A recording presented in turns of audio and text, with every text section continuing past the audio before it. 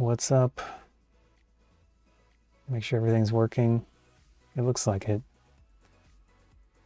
Yeah, I'm open to question and answers, camera stuff, if you want to talk about that. Today I'm doing a test to see how this works, this camera. Is the Sony A7S original. I've had this for quite a while now. Use it for various things. It's honestly not bad. It does the job pretty decently well a lot of the time. But we'll see how it works in this case. Just arranging some windows and things. All right. Yeah, so here's the view with the Sony A7S. I do have a wireless microphone on today, which I can talk about as well. This is the newer CM28. I've got the receiver hooked up to the computer, and then I have a Sony lapel microphone right now hooked up to it. This is just a cheap stereo Sony lapel, which doesn't make a lot of sense using. I just know that it sounds decentish because this transmits mono, and you have two of these things. But yeah, that's what that is. Nice thing about these ones, they have internal storage. I did buy this, but I have dealt with newer before. They have sent me things before, although not recently.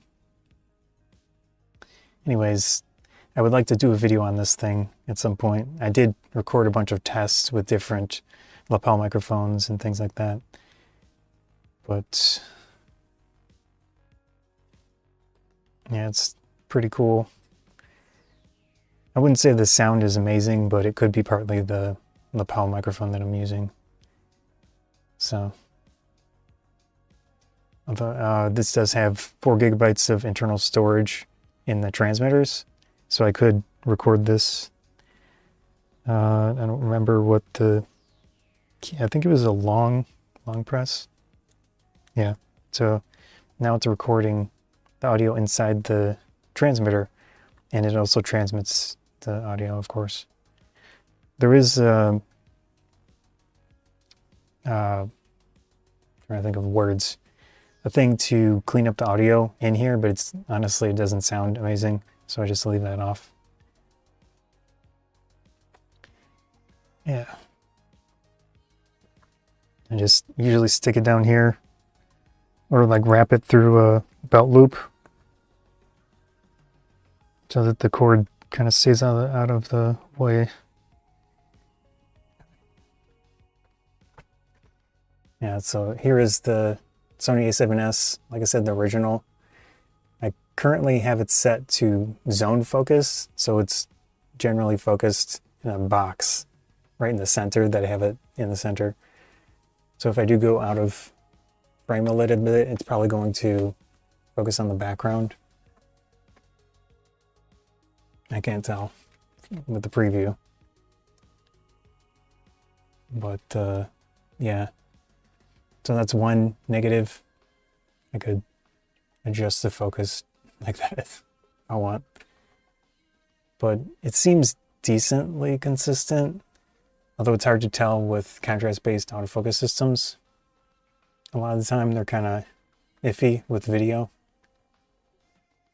But I'm curious to see if I can swap these two, because this is the camera that I generally use for my webcam. See that it's very focused on my face at the moment. I do have face detect on in the A7S, so it is jumping back to my face pretty easily.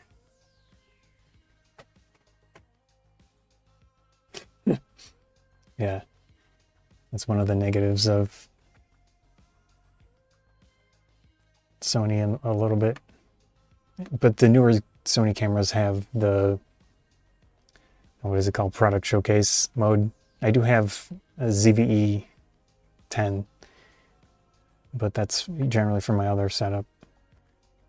Yeah, this is the A6000. I've been using this as a webcam for a really long time. Obviously it's just 1080p HDMI output. The negative clearly is the micro HDMI, but same situation with the A7S original. Yeah. And another downside is the screen. Both cameras, the screen is difficult to see. But, you know, it is what it is. These two cameras honestly look pretty similar in their output because this is a f2.8. Well, the range is different, the focal range.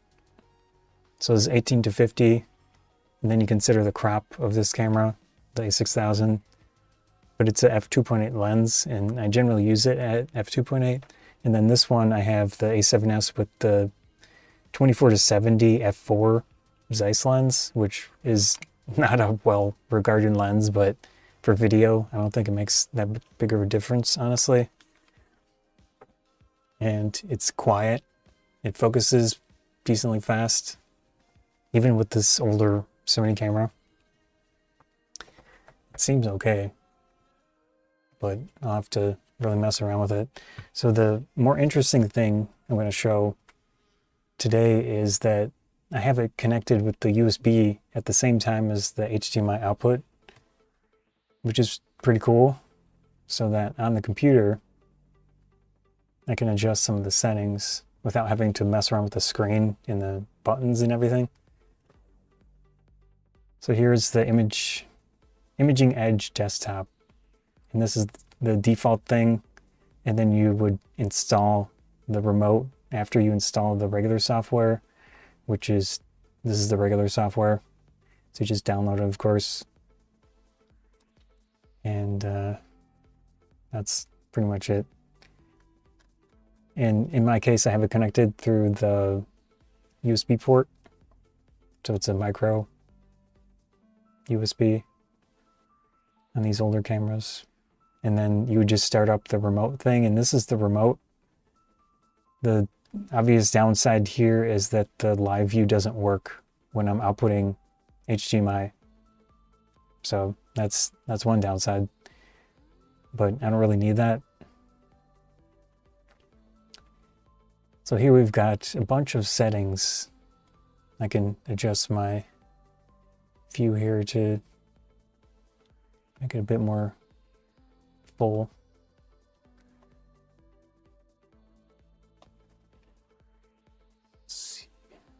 Maybe I'll just leave a little gap on the side.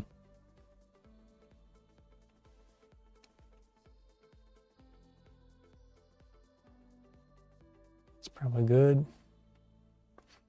Yeah, it does look a little dark, and the colors are not amazing. I have a weird mix. I have a tube light, which I can set this up in my other spot, and we can take a look at what's going on here as well. Which maybe I should do first instead of doing this, but basically you can adjust quite a bit here. We've got the mode, shutter speed, which in video generally twice your output, so 30 frames a second. HDMI, actually it might even be 60. I'm not sure what it's pushing to the computer. I don't know if I can easily find that out, but yeah, if you want to change the shutter speed, ISO, it does look a little dark, so I can very easily adjust that.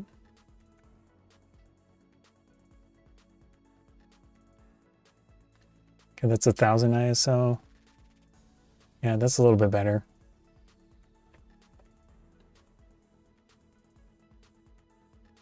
And honestly, this lens here has less distortion than this Sony 18 to 50 on the wide end, for sure. It looks less warped. Not too bad. Yeah, the lines are straighter by quite a bit. The main downside for me is going to be the autofocus with this thing.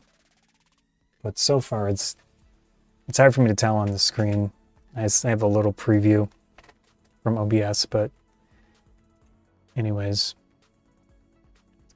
So EV compensation, the flash stuff wouldn't be useful here. There's a white balance, which is probably the thing I'll be able to make it actually. Okay, that's a live difference. It's very red.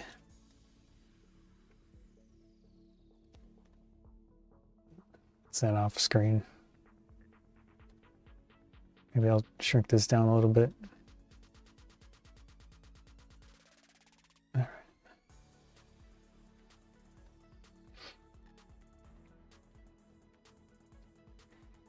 Yeah, that would be a good one. I am blue. Baba D. It's an old song. So maybe 6,000. Still look very orange. Actually, I think I need to go the opposite direction. 56. Let's go 5,000. Yeah. That was okay. But I mean, skin tone depends on you, so. I don't think I'm that yellow. 5100, I think this is what I had it set to.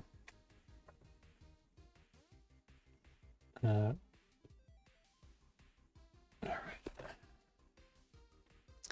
And then it has additional things, so A to B, G to M. I honestly don't know. It's easier to understand in the camera, these things. What I can do is do a little search on what they mean in practice.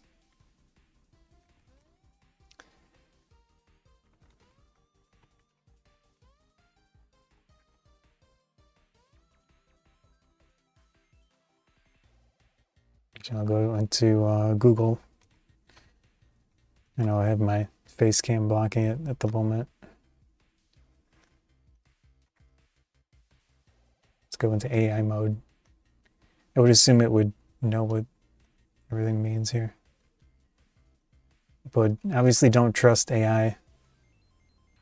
Although in my experience so far, it's not terrible. So it says the A to B in the G to M setting in the white balance menu provide fine-tuning along two color axes to achieve accurate or creative color balance. The A to B axis controls color temperature amber to blue. Okay. So amber direction, I probably want to go the blue direction. And then the G to M controls green to magenta. Maybe I could add more magenta then. I think that might be the ticket. Because, for example, people tend to, oh, how's it going? Just tuned in. Yeah, I'm just messing around with camera stuff at the moment. So I currently have the Sony A7S, which is contrast-based autofocus camera, as the face cam. I wanted to see if it were functional enough to swap it out for I generally use the A6000. So this is my usual webcam. And it's fine, it's good, but there are some situations where I might, like if a company wants to send a flash or something, I might need a camera that has a built-in flash, and currently this is the only camera that I have that has a built-in flash. So I thought I'd at least prep in that situation if a company were to send that. But autofocus seems okay. Current white balance is okay. It looks, I know I'm reflecting some stuff, gold reflector, and then I can't remember what the light here is what the color temperature is. Oh, 5600 for the main light, but it shoots through 2 diffusion layers, so that would change the color anyways. And then I have a tube light thing that could potentially change as well, and that reflects into the gold. So I do want it a bit warmer, but still, maybe I could add some magenta. I assume there's some scientific way to do this. So if I add 2 magenta, okay, that's a little bit much. There's just 1. Could go all the way.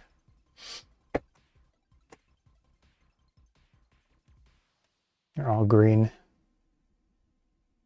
I mean, this would be noticeable. Alien eyes. Probably that one. Yeah, I think that's a little bit better with the addition of 1 magenta. I could swap it. Yeah.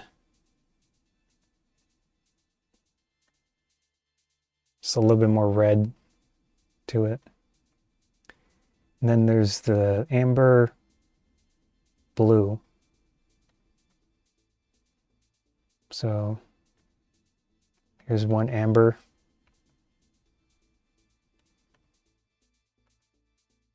I mean, I did see it change, but probably should take screenshots. Yeah, I think I'll do that. So the first one is, I'll put it on 0. So here is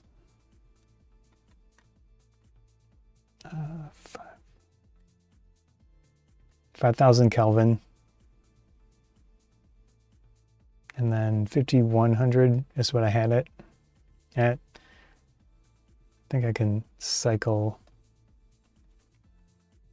Whoops, why is that changing? Not sure what.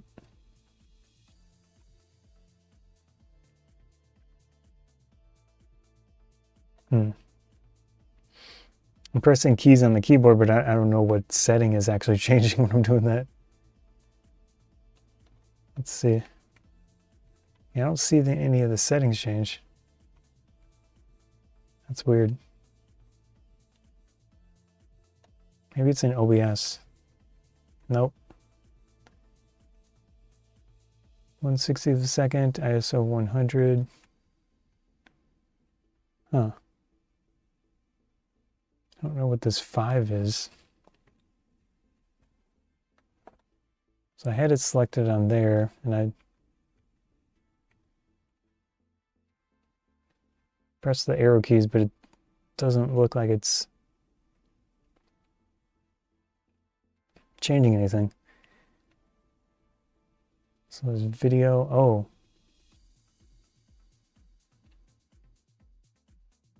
Unable to record video. I don't have a memory card in there.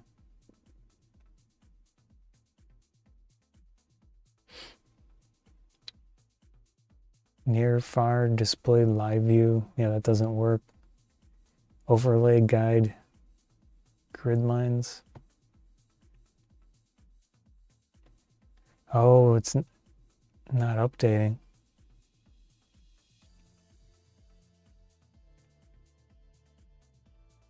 Or something broke.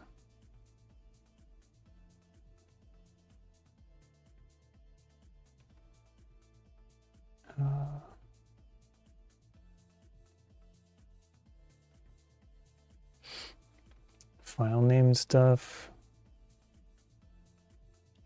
If anyone has any camera questions or whatever, feel free to ask and I'll try to get feedback. Yeah, these stopped working for some reason. So I'm going to close that and see if the camera needs reset. Oh, there was a message on the camera. Maybe that was the problem. So it popped up no memory card on the camera. But that could have been why. So if anyone's tuning in at the current moment, this is the A7S that I'm messing around with, original. I'm putting HDMI to a AV Matrix HDMI capture device. It's the 1218, I believe, UC1218. I did do a video on it in the past, but anyways, it's just 1080p, and it's like a higher quality one. Although I haven't checked the settings to see if like what it's working at. We can do that. So that would be this one. Go into properties. I have it upside down. My face cam is blocking it. So I have it on a thing. I can add my camera. Maybe it would make more sense to do that. But yeah, this has a lot of settings to it. I guess that I have it in UYU2 video format, Rec 709 color space. And it's currently on limited color, but we could go to full. Okay, that definitely adds more stuff. We'll try full. Yeah, that very much added a lot more color and stuff to it. But it's not as contrasty, which is fine, I guess. But you can see the autofocus. I'm using zone focus right now, and it's a box of, I don't know how big it is in reality, but if I do move over too much, which I tend to naturally do, it goes to the back. So I could swap it to full screen focus. And as I mentioned before, this is the 24-70 f4 Zeiss lens. And it's pretty wide, which is nice. And it goes super zoom too.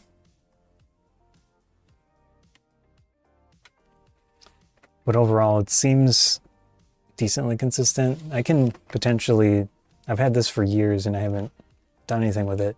It's just the lights. I'm curious to see if they would show that pulsing thing with contrast-based focus systems. So maybe I can put these back here just for like a test. Who knows? Yeah, that's very different now with the full color versus limited color. Go back to here. And this is the Imaging Edge desktop application from Sony. There's a remote feature. So let me click start on that. And it should see the camera. But it's probably going to turn off the view once I do this. We'll see. Oh, it didn't do it. That's cool. So the live view in the application does not work. But we can turn it off. That's fine. And just expand this again. Don't need that at the moment. Let's see if this works. Okay, now it's actually changing. Yeah, so with cameras that don't have a flip forward screen, or it might be just generally difficult to see, having this feature is really nice. I honestly didn't think this would work. Yeah, it looks pretty good, pretty decent. Let's see. Yeah. All right, so what I'm gonna do now is take this A6000 and put it up here so we can get a view of what's going on a little bit more. I don't have a easy way to show this, basically I have a rig set up. I take the battery out. This is a battery that we bought it quite a while back, Pickle Power battery. If it'll focus. Yeah, so this is one downside of the... Come on. I can't tell if it's focused. Anyways. But I have this thing set up ready to go, and they use the same battery type, which is nice. If I do want to swap them, it's pretty easy. I could show this too before I attach it. Whoops. So with your cameras, if you're unfamiliar, most of them will have a little gasket that you pull open. So it looks like that normally. It's right here. And I just pull it open, it's flexible. And that's where the cable is going to go. You have a DC coupler, also called a dummy battery, that goes in there. And that's powered from wall power.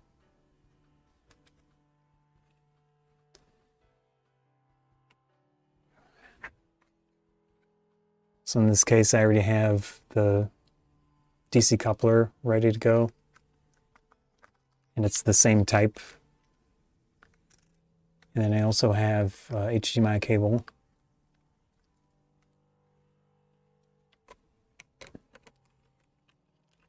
And a mount set up attached to a shelf thing. Like one of those metal, metal shelf things.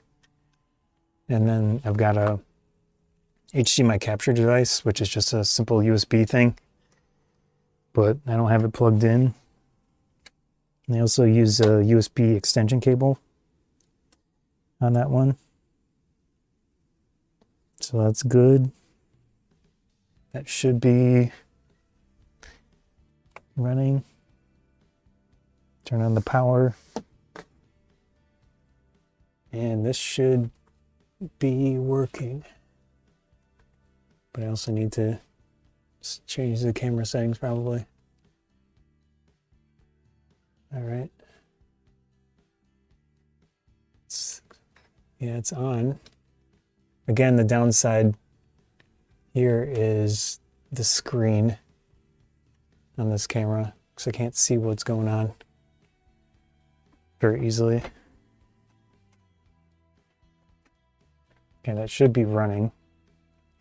One of the nice things about OBS is that it has a studio mode, and I can change settings on the back end and then apply them to the live view, which is cool.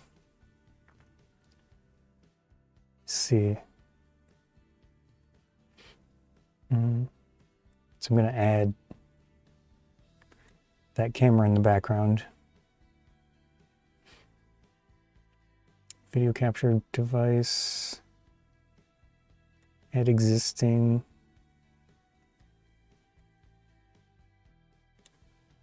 Then I have to get it to select to the correct.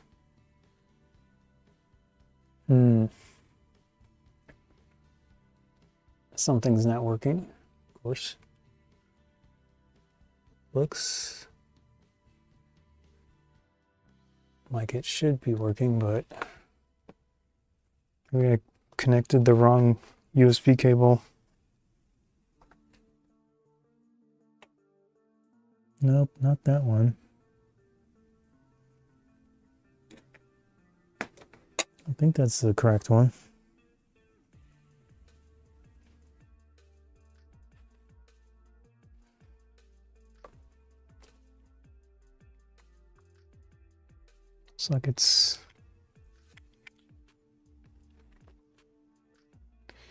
Looks like it's in there.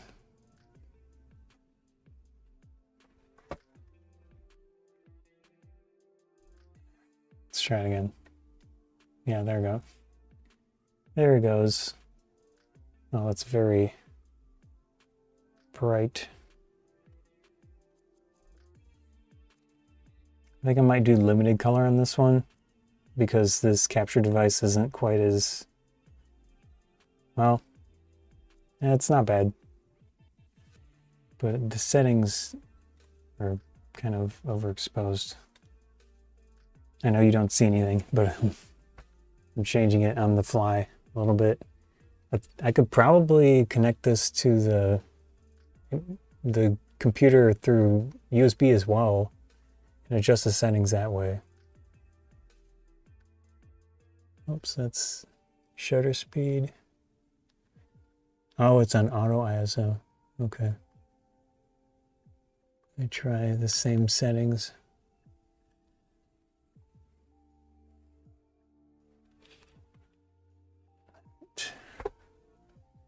Still too bright. I'm almost there. It is in manual. 2.8 ISO.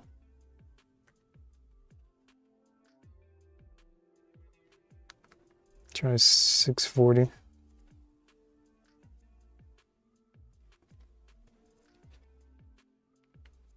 Right. That's probably good enough.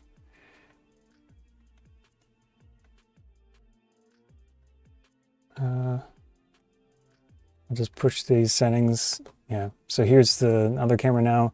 The background, you can kind of see the webcam. I should have adjusted it better. Let me try that again. Let's see.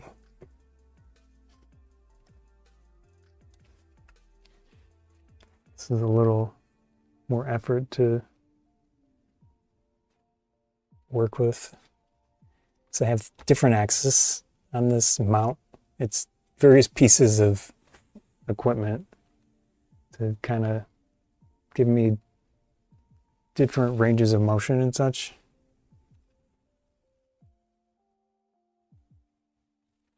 That's probably good.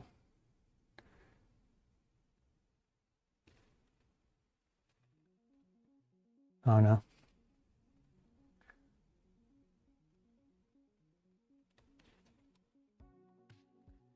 Almost there. I know this is exciting.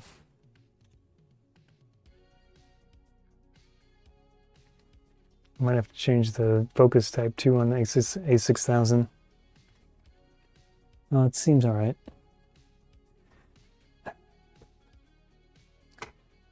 So there is the A7S with the 24-70 f4. For some reason, the ISO settings are different on the two cameras. It should be one stop difference, but I need a higher ISO for the A7S for some reason.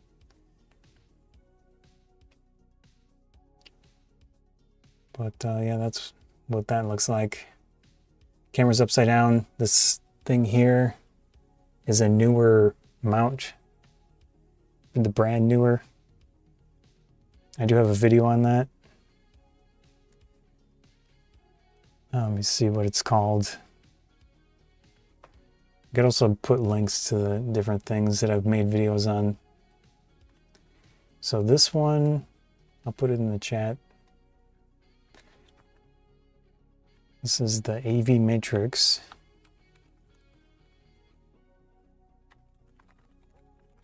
It's kind of particular about USB port, so keep that in mind. But as long as your computer has fast, like USB 3 ports, it should work fine. Although it's expensive. I don't think it's worth the price, but it is decentish. I've used it for years now. And then this mount thing here, not this. This is just an additional whatever. But the bar that's attached over here, could zoom out a little bit. Yeah. So this is a regular light, and then this is a gold reflector. This is a Godox. I made a video on this thing too, the Godox softbox thing. But then I added an additional layer of diffusion to it. So it's built-in diffusion, then I sewed together this other one just to cut down the light because it's so close to me. And this, again, another video that I made. This is a Viltrox Ninja 10 light that I actually swapped the fan, this thing back here. I swapped the fan to make it quieter, which I would like to. I do have the footage for that, and I was probably going to put it on the tech channel. So you're saying, how do you control the camera? What's the software, and will it be available? It is available on the ZV-10. Let's see. So this, I'm surprised this actually worked. This is Sony's Imaging Edge desktop application. Which I can change my gigantic face view here.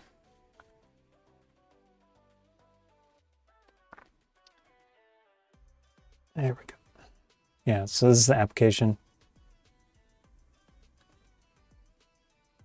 You can, the link is hard to type, so you can just search on it.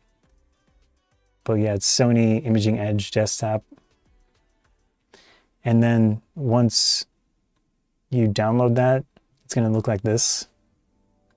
But then you'll have to download the remote software. Yeah. And it clicks start, and then it shows up here. I'm using the HDMI output of the camera at the same time as the USB for this thing, so you don't get the preview in this case, but you can still change the settings. So if I decrease the ISO, you can see my webcam darken. Oops. Push that to my view. Yeah. So it's pretty cool, especially since the camera screen, I can't see the camera screen. I think 1000 ISO is decent. I was messing around with the white balance to see if I could make it look a little bit better. With the original A7S, the white balance is not ideal.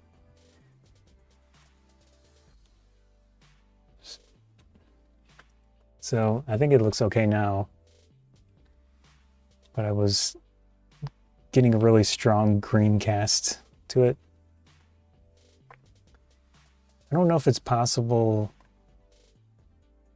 to change the focus settings. It doesn't look like it, sadly.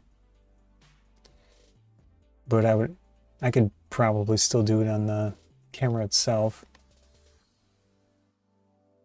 So there's a focus toggle, but it's grayed out. Overlay, guide, grid lines. Yeah, those aren't useful. Shutter speed,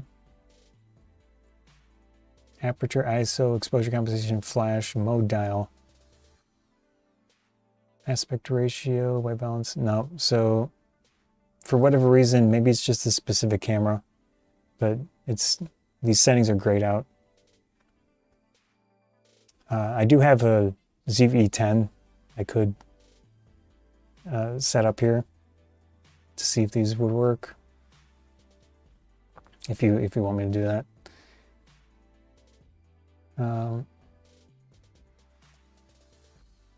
Yeah. So maybe it's just limited in this case with a specific camera. But if I wanted to try to change the focus settings, I could through the camera itself. So I could switch it to wide focus, which is the entire screen. Oh, it's at f5 aperture. That's why it was darker. Whoops. Ah, so that's what that meant. Yeah, this is the aperture. Whoops, I'm going the wrong direction.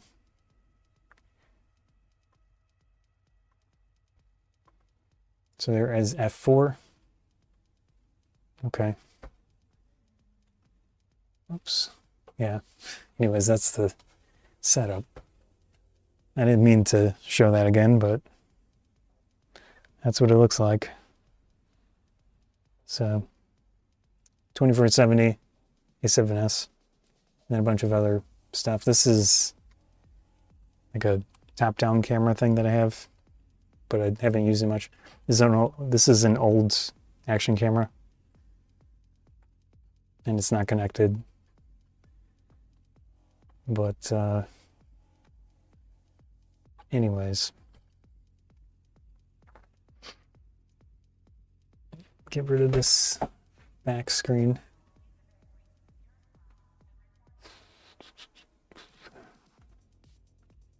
All right. Yeah, that looks okay. Right now, the A7S is set to use the entire screen for focus, and it has face detect autofocus on. Yeah, it looks all right.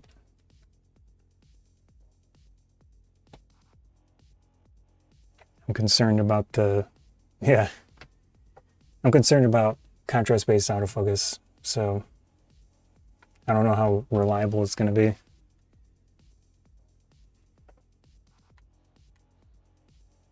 Oops. Also feels like it's far to the side.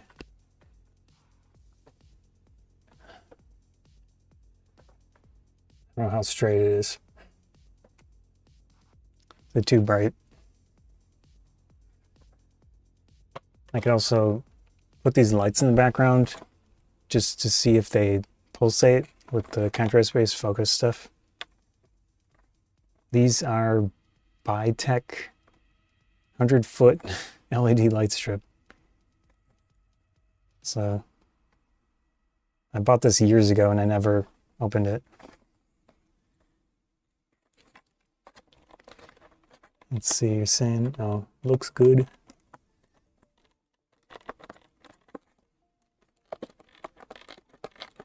I'm concerned if I use the entire screen for the A7S that it's gonna do wonky things with the focus. And zone focus seems like the best combination of how much of the area that it uses versus, you know, to kind of make it more consistent. So I might swap back to that. We'll see. All right. I'm curious to see what is actually in here. Oh, there's more tape.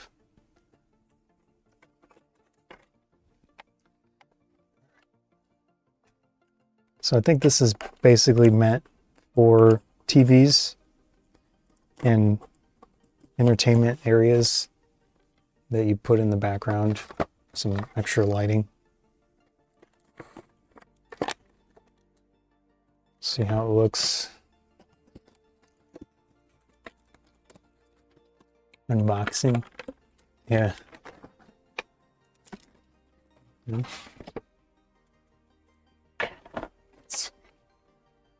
That's what that looks like. That was pretty quick to focus. So it's got the adapter, some type of remote, looks like.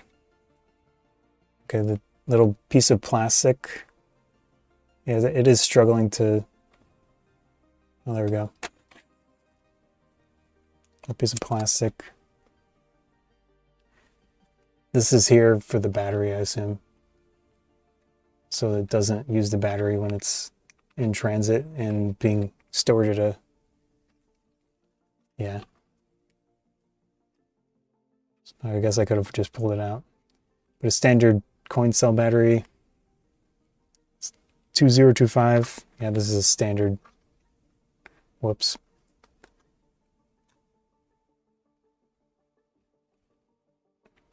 These are used in computers in a lot of devices. a bunch of colors and things. It's cool. All right. That is a lot. It's quite a bit. So it's got 2 rolls. Oh man. This was $5. Like maybe 2 years ago or something. All right. Whoops. Another roll. And we got the AC adapter thing. Some instructions. All right. Any questions? Oh, how's it going? I'm just doing some tests with the A7S camera, seeing if the autofocus is reliable enough to actually use as a webcam. So the original A7S. I currently have it set to the full area focus with face detect on. It's probably hard to see at that distance.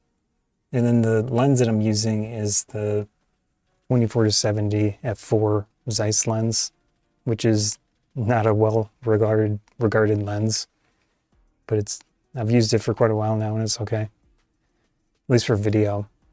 I don't know about photos. Although I did do a few photo walks with it. Let's see. It says 1 amp. Oh wait, 24 volt, 1 amp. Okay. And it comes with this, whatever this is. Oh, it's for the different. Okay. Yeah, simple enough. Just connect the thing, and then this is for each light strip, I assume. And then there's another one which might daisy chain or something. Let's see. It's the Bitech 100-foot multicolor LED light strip. BYOP CA241TR. Oh, no, that's the... Okay. This thing is the infrared receiver. It'll cut. Yeah, face detect, Sony. Whoops. So there's the infrared receiver and then 2 connections for the different strips. All right. I can put it down here. There we go. And we've got a roll of LEDs. Oh, you're saying, honestly, at f4, you could use manual focus and call it a day. Especially if you're going wide, unless you consistently put stuff. Yeah, I tend to do unboxings and a lot of things where I'm going closer, like this type of thing. So that says, oh, it's just a, I mean, it's not too bad so far. I think I'll probably leave it in zone focus, but currently I'd had it set to wide just out of curiosity. This is kind of where I'd probably leave it most of the time. All right, here's this. Got a little connector. Yeah, it is very sticky on the face. Focus. More so than the A6000. All right. Oh, this stuff has sticky side.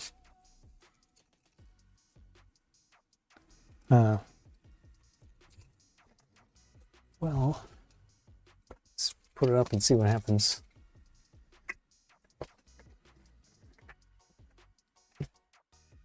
Full wide.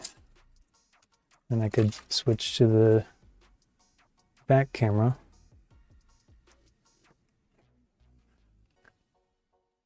Oh, I need to adjust this one.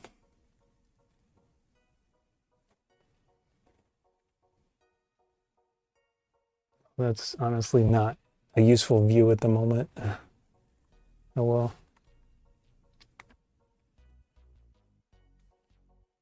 Let's see.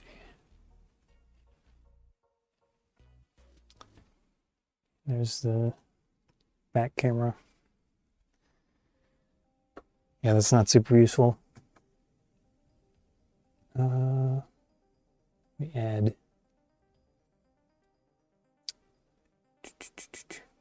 Can you capture this one? Okay, it's upside down. Never mind. This top angle, yeah, it's more of a convenience thing because I have a big metal shelf, that thing up there. So it's kind of the only spot that I could put a camera. And normally I would have it more focused on the keyboard area. Let's go back to this one. Yeah, these things got tape on one side.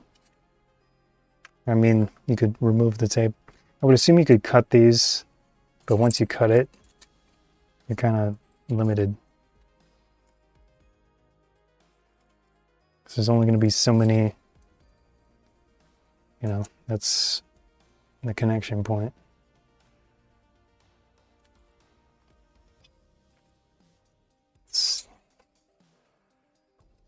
I'll just drape it.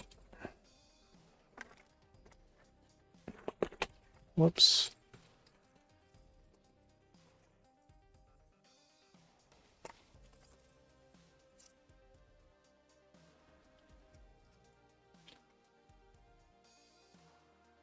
Yeah. It's going to be a lot of light.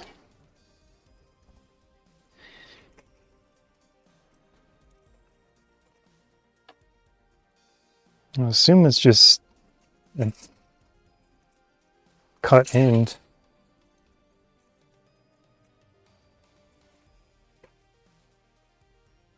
It's attached. No, it's just tape. Okay. Plug it in and see what happens. If I can find the...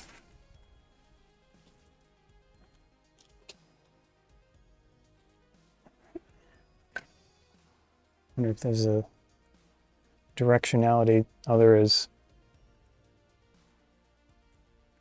There we go. Those are pretty bright.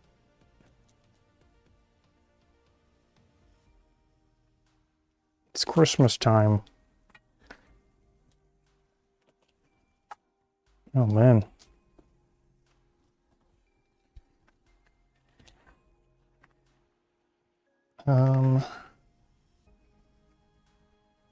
Whoops. Sorry, I don't have a great angle for this, really. I could adjust this camera, actually. Kind of works. Let's see. And it's going to be really close.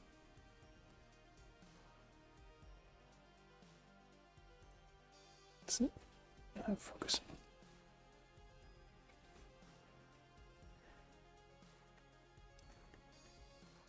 Let's see. Push this. There we go. Cool. The same color. It has a little remote thing.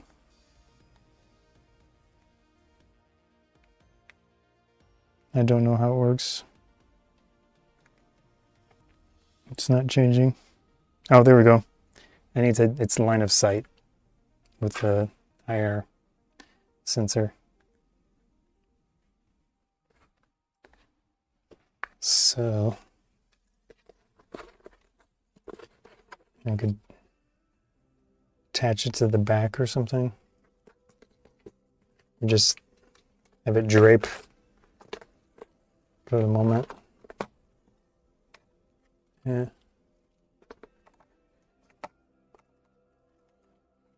It's Christmas time.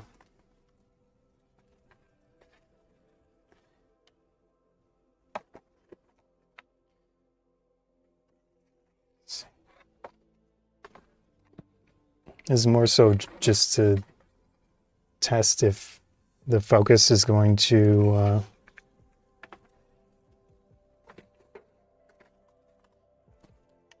jitter. You know how the counter space autofocus tends to jitter?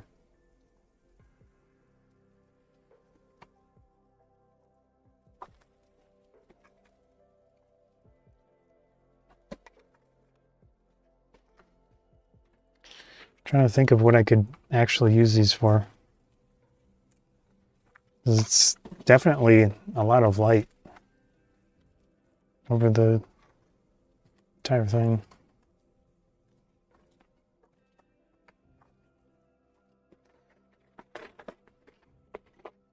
Whoops. See, that's probably good. You can also pull up the other one, but yeah, it has this little remote thing. So different colors, looks like. But yeah, it's all one continuous color. Let's see. How does that look?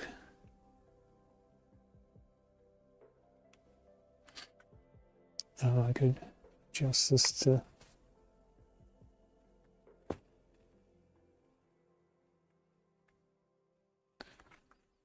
I don't know, which one should I use? Like a blue, maybe? Or a red?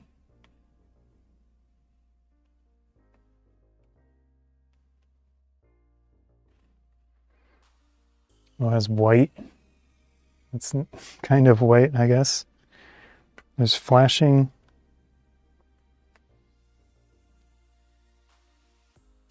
Oh, wow. Strobe. I don't know if I should use strobe. Fade. That one's nice. Smooth. It calls itself smooth, but that doesn't feel very smooth. The fade one's nice. All right. I should do it standard. And then let me hide this back camera. Okay. So the thing I'm looking for here is if it pulses as I'm like slightly moving around or actually not moving around. I don't know what color would... Oh, how would to... Looks like it's changing. Off.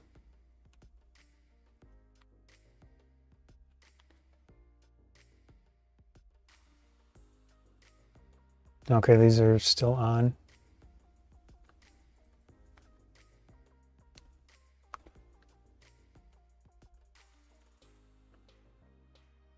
Flash strobe.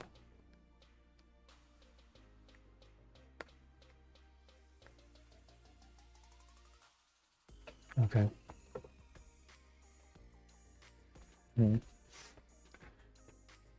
Let's take this.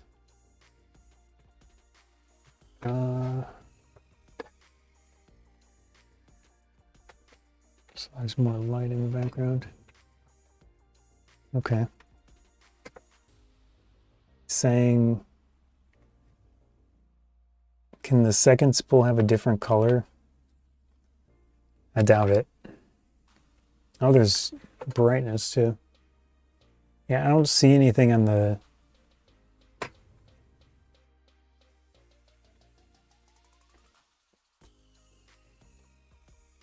don't see anything on there that would indicate changing the colors for the different strips. There might be something in the menu. Let's see. I have to take my glasses off when I look up close now.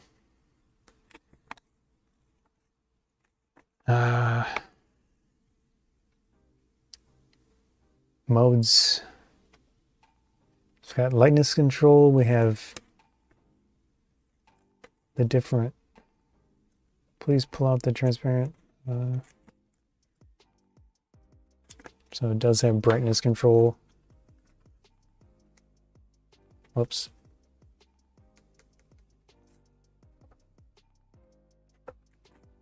See where the sensor is.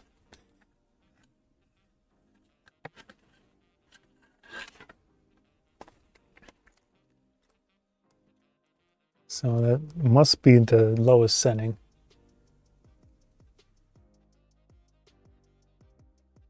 I can't tell if it's doing anything. I'm pressing these power things to adjust brightness. But more so I'm curious to see if the lights pulsate, but maybe I'm too close to it. No, it's not changing. Huh. Okay, that works. Let's see.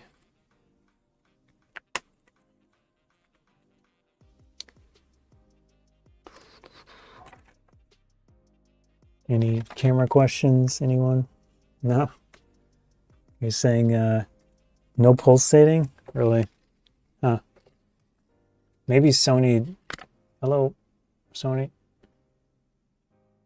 It decided not to focus on my face. So that's one problem. Oh, is it trying? Maybe it found a face somewhere? Nope. So that was one mishap. I'm gonna switch it to zone focus.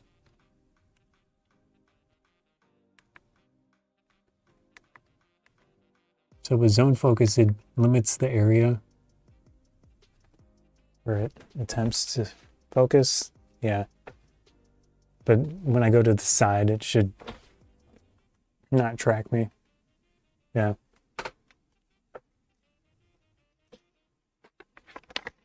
All right.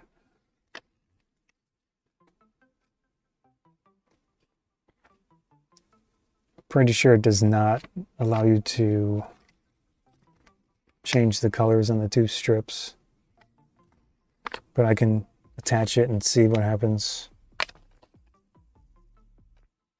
No. All right. There's another one. Struggling to... Yeah, when it's so wide that my face is still kind of in frame, it tends to avoid going away from the face focus, which is the point, I guess, but these are pretty cool.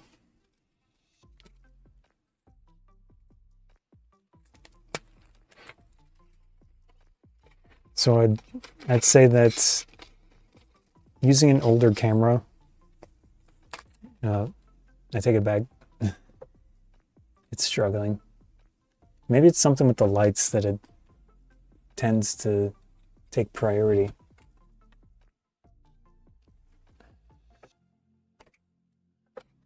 Yeah, it's doing it again.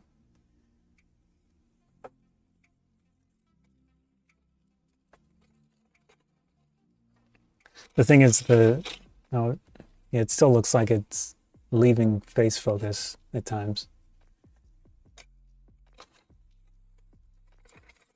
which is kind of the point of this whole thing, to see if it does it, like how consistently it messes up. Huh. Is it when I hold? No. There's just like a certain angle that it doesn't think I'm a face. Huh.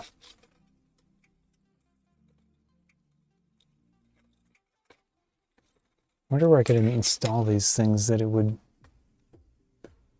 There is space between the shelving things.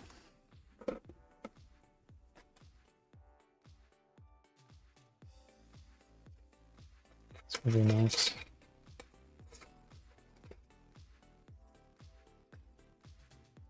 I'll go for it.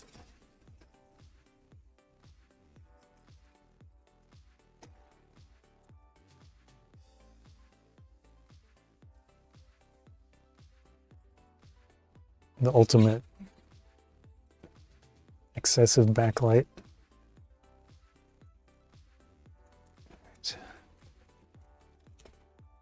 Whoops. Okay. Let's plug this one in. It's going to be a big mess of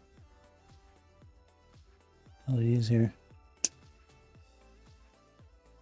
Yeah, it's bright. There we go. Let's see. Yeah. Again, I'm using zone focus on the camera, which is a limited area.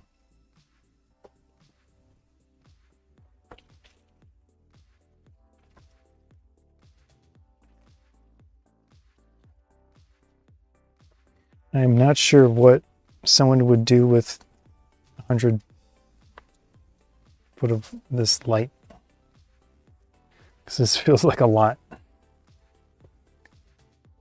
But maybe once you actually install it into something, maybe it doesn't cover as much area as it feels like.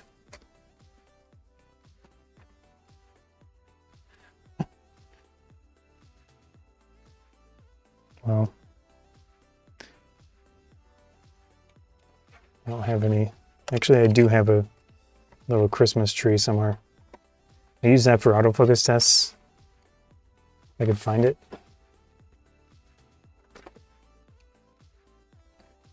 Okay, this is a little heavy with the... There we go. I don't even know what I'm doing. But... you see where that tree is. Nope. There it is. It's probably dusty. Usually... Whoops.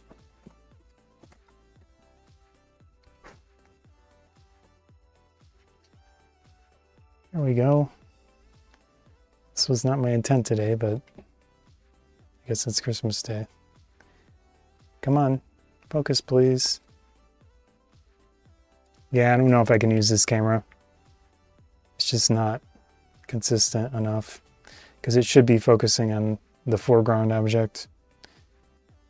But it could be the face detect setting that's kind of confusing it.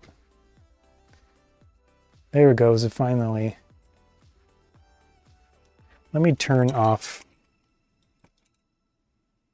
The problem is if I turn off face detect in situations where I'm holding a product, it would, you know, not be ideal.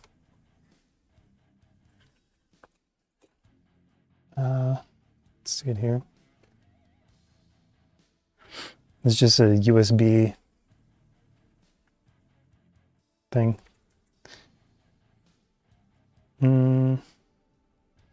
Question is, I don't think I have, I'd have to get an extension cord or something. Does this even fit anywhere else?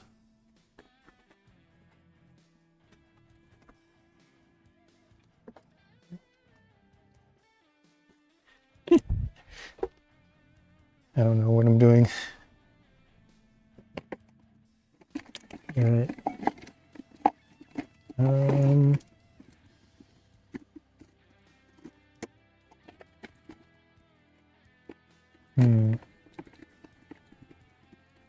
Uh-huh.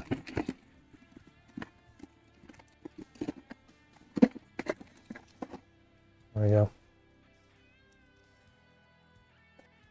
Any camera talk? Matrix vibes.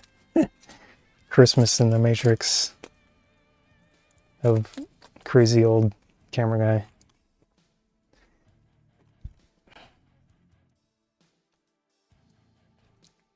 Do you like the Matrix movies? I vaguely remember them. It was that camera setup they had was really cool in the Matrix movies. It was like hundreds of, I don't know hundreds, but it was a lot of cameras. The circular thing. Kind of fun, mate. Okay. There we go. It turned on. Be nice if I could put it to the side somewhere. Maybe I can put it up here. It's too high.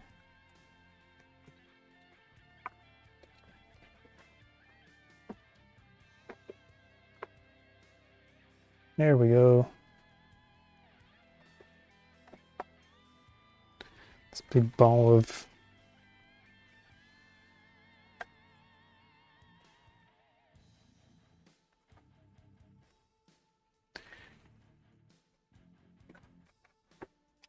all right.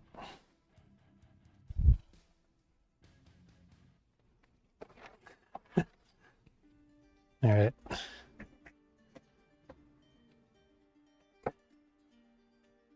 That should be a nice distraction for the camera. Yeah, to me it looks like it's not focusing on my face. No. Yeah. Funny.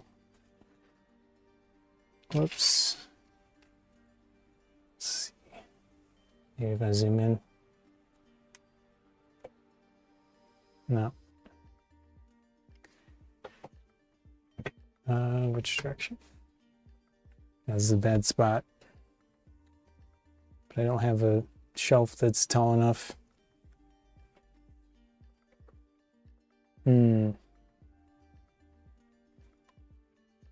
Festive.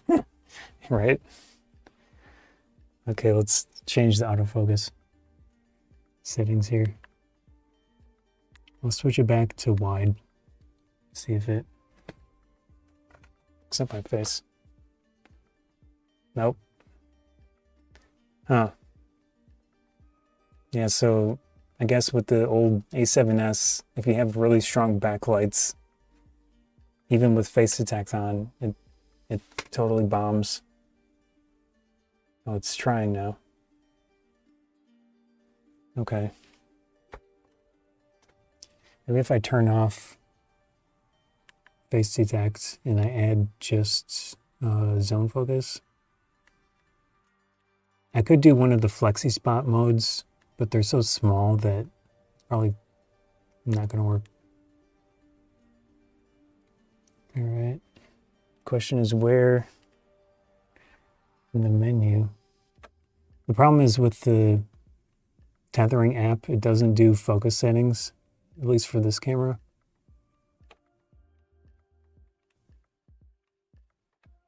So I don't know. Oh, here it looks like the second set of options.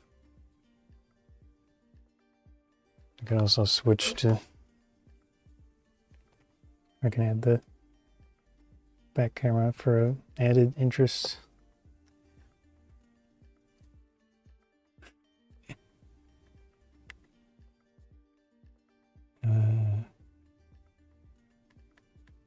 Yeah, I'm trying to be more professional on this channel, but I'm actually doing the opposite. Peaking level, no. Pre-autofocus, zoom setting. Oh, I have it on. I don't want that on. Oh, there's optical zoom only. I didn't know I had that on. Hopefully it's not doing anything.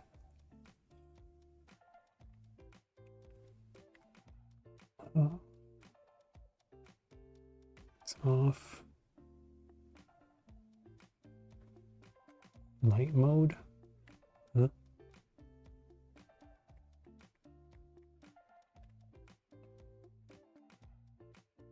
I cannot remember where the face detect setting is. Focus mode, continuous zone. Focus settings.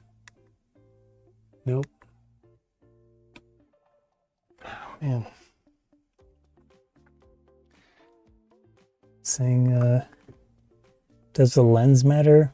Yeah, this is a Sony Zeiss 24-70 f4. I feel like if one lens is gonna work, I feel like this one should be okay, but maybe it's just not a good lens in general.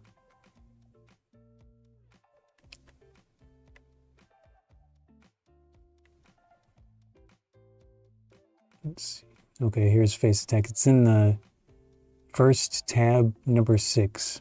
Smile and face detect. I'll turn that off. Okay.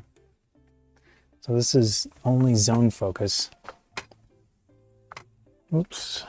I think I just ran over something.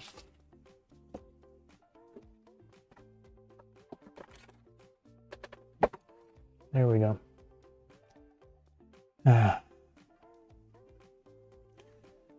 see, let me hide the back camera. Okay, this is just zone focus without face detect. Oh, nope. It totally ignores my face.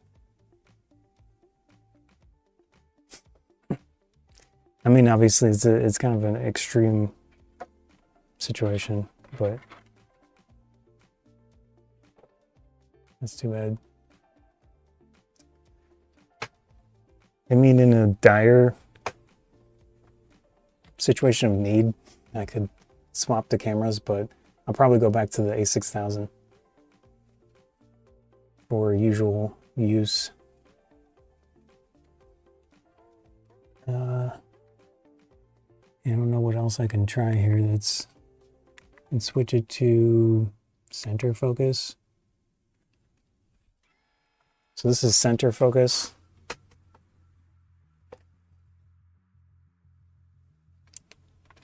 How would it... I turned off face detect. Huh.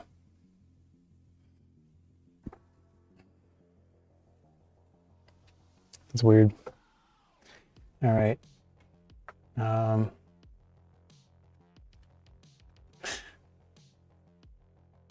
Minimal. No, it's... I should be able to focus very close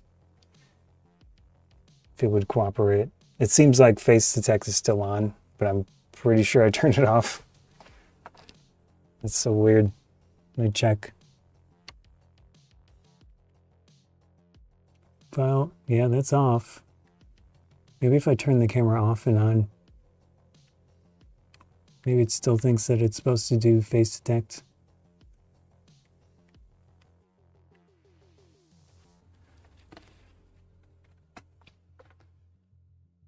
Oh.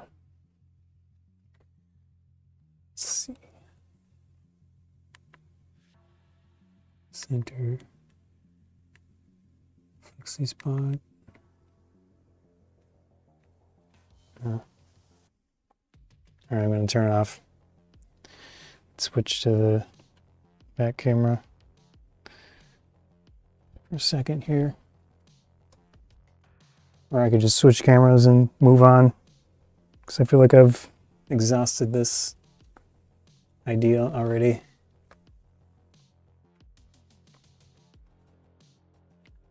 Whoops. It's not quite.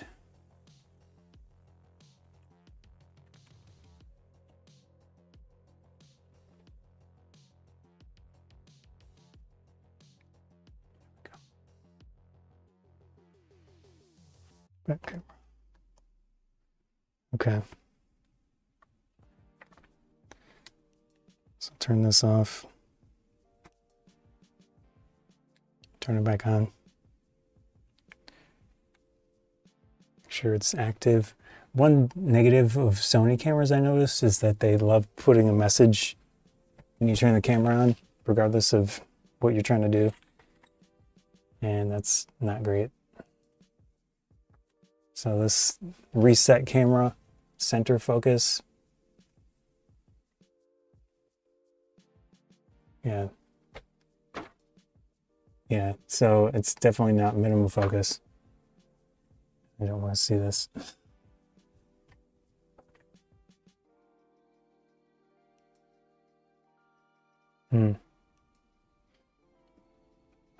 So without the backlight, it's kind of okay, but with backlight, it's definitely not the camera to use. Honestly, I can't remember how much I paid for this thing, but it was pretty cheap. I got like the cheapest one on MPB a while back. Yeah. Oh, there it goes. Anyways, I think I'm good on that. I'm gonna swap. I don't think I have another camera to show while I'm swapping them. Maybe I could set up this action camera real quick and then do a swap-a-doodle. But I'm gonna have to take this USB.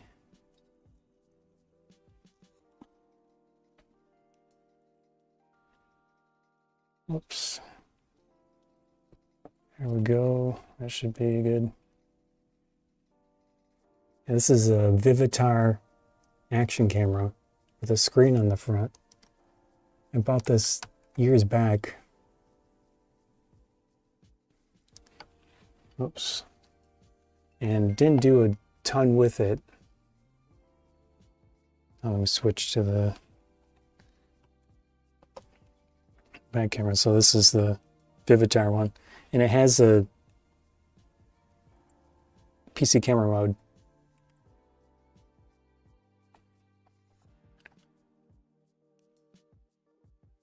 This is going to be an interesting view.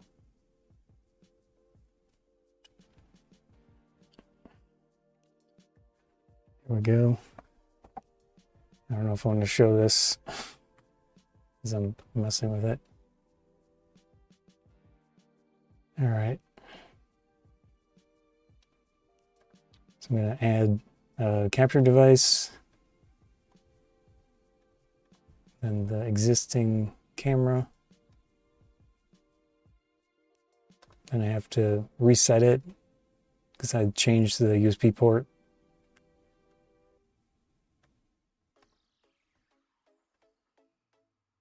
Okay.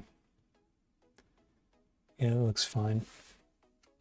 Just make sure this is tight. Is the lens clean? Whoops.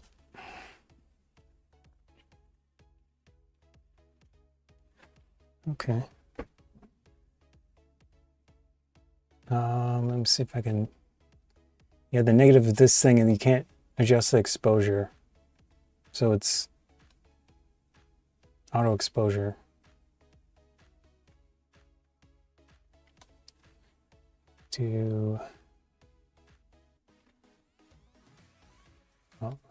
Change the size here. Yeah, so there's a camera down there. Obviously it's not any type of focus, it's fixed focus, which is cool, I guess. So I'm going to turn off this thing. And we've got, oh, that is very bright. So there's the DC coupler, Sony A7S. And I mentioned before, generally cameras come with a gasket. Oh, I don't think the the ZR or whatever it was, the video Nikon camera. I don't think it has a gasket where the battery door is, which is so odd. But anyways, this little thing here is where the cable comes out. So obviously if you don't want that, you just slide it back in. Any questions? No? And I do like this camera. It's fun. It's actually more enjoyable to me for photos a lot of the time than video. But it does do 4K HDMI output, and it doesn't overheat indoors, which is really cool. So there have been times where I've used this for 4K to Atmos Ninja 5 recorder. And it obviously does not record internally 4K. That was the later Sony A7S cameras. But this one's kind of fun for what it is. So I need to get a tool for this. I have a thing of tools. So these are a bunch of hex tools that I've accumulated over the years.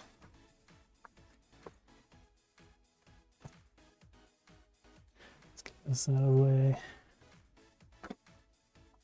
And then I just have to guess. Okay, good guess. I probably had it on the top because I changed it recently. And the nice thing about hex tools is that you can use either side. So once you've used the more leverage side, you could use the faster side. All right, I'm gonna take this camera and disconnect it.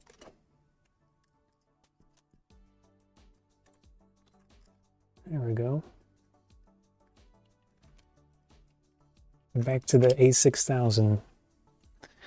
This camera has been awesome for just being a webcam, surprisingly. And like I had mentioned, this is the 18-50 f2.8 Sigma lens, so DCD and contemporary. Just a nice consistent lens. It is distorted on the wide end, which isn't great. But other than that, it's a nice lens. IKEA tools. What are the IKEA tools like? Oh, these, you mean that's what they tend to use? Yeah, it's just a bunch of them. And they also have a bunch of random 1/4 20 3/8 connectors and stuff.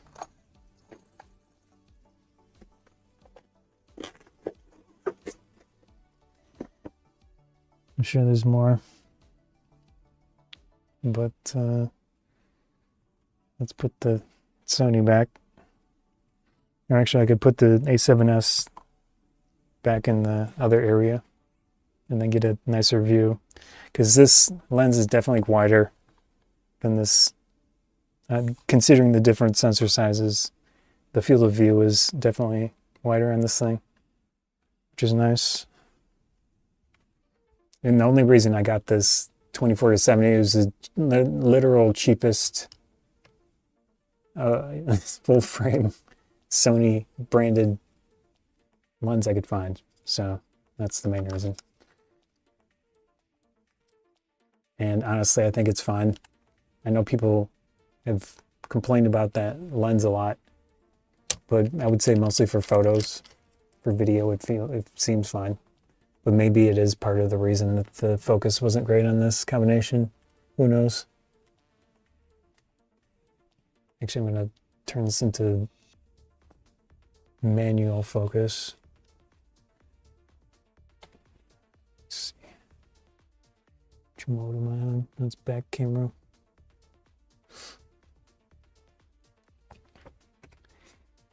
No commenters? Nope. Okay.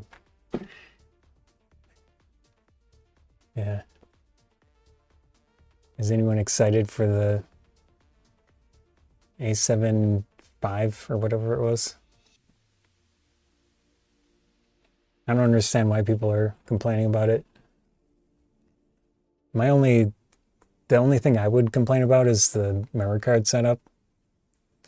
Because when I did the live stream, I didn't realize that the memory card configuration wasn't two of the same thing for the two different ports. But the top port is the compact or CF Express Type A plus SD, and then the bottom one's only SD. So that would be my complaint, that they couldn't have put both of them in both ports, or slots, I should say. Actually, I need to change this thing to... Okay, why did this not turn on? Oh, there we go. Go into manual focus. Here we go. Yeah, I do tend to use this camera in manual focus in the background. It doesn't need to be anything else. But it's possible I have my settings messed up.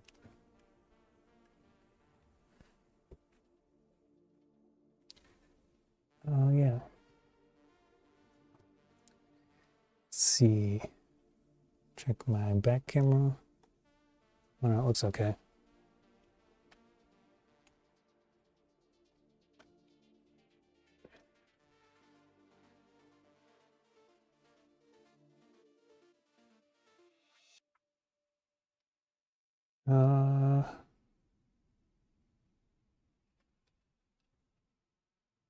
Well.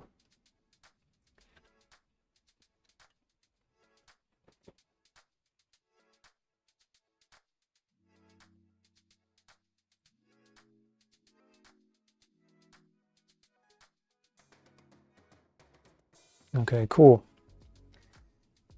So there's the original back camera setup.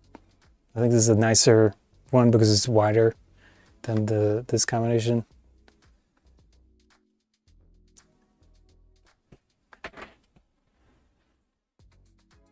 I'll have to see if there's any new camera announcements before I in-stream. 6:30. Oh, right. So I don't have focus on this setup, but maybe I'll switch back to the other one.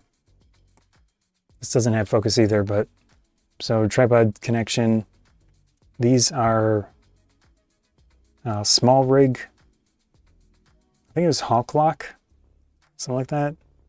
Hawk Lock, quick release, something like that. They had sent me these when they, wow, that is so bright. When I did a revamp of my video rig thing, they'd sent me a bunch of equipment, which was nice. And yeah, I like them here because they're very compact. Although the downside is you have to use a X tool, or as Paul said, the IKEA tool.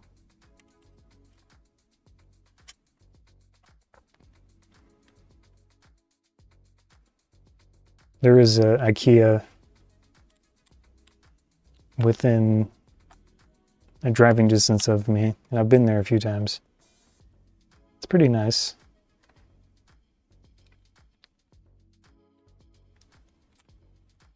I did go there relatively recently when I don't think I've edited the video from the footage and stuff. Well, actually, I did make a video for my tech channel with the Vintage Computer Festival Midwest.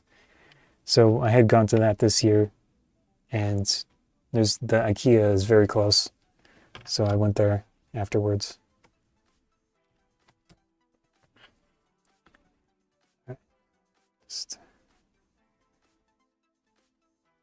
Here we go.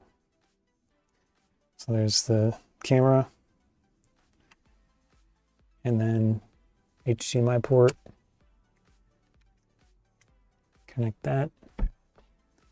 Oh, the battery. So there's the DC coupler. People like to call these dummy batteries. I call them DC coupler. Usually. It sounds nice. Oh, put it in the wrong direction. So that's good in there. And then you've got the little gasket. There we go.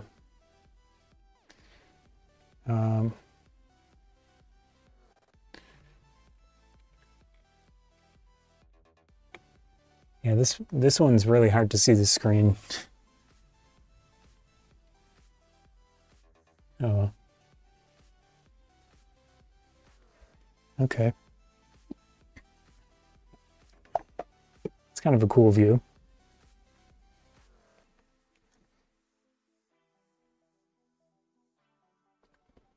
What is that? Oh, which? Am I on the back screen? No, this is a face cam. Yeah, okay. Cool. And put these tools away, get a better close-up. Might as well leave it open. Anything interesting back here? No. All right. That was fun. Let me see if, yeah, the A6000 is so much better. I just sit down and it cooperates. I should probably look for another one and just use two of them. Whoops. The main reason I did this test was because there was a company offering some things, but I don't think they're going to send them anyways. And one of them was a flash. And I haven't done flash stuff in a long time. But you could do, obviously, the slave mode on flash, which is you need a flash in the camera to do those modes. And the only camera I have at the moment that has a built-in flash is the A6000. So, actually, I'm not sure what my focus settings are for this right now, but it seems to be handling the bright lights in the background okay.